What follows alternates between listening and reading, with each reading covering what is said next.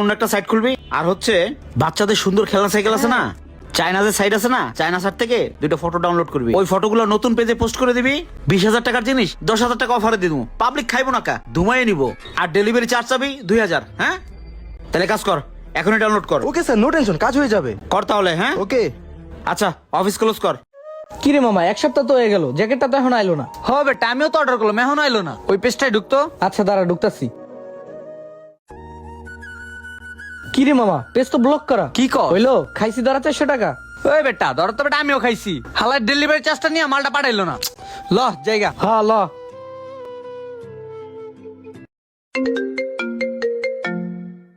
জি sir বলুন। ভাই আপনাকে অনলাইনে একটা সাইকেল দেখলাম, দাম হলো 10,000 টাকা, বাইরে দাম 20,000 টাকা, এটা কি সত্যি? হ্যাঁ স্যার, 100% সত্যি। কারণ আমরা চায়না থেকে সরাসরি ইনপুট করি তো, এজন্য কমে পাচ্ছেন। স্যার অর্ডার করবেন?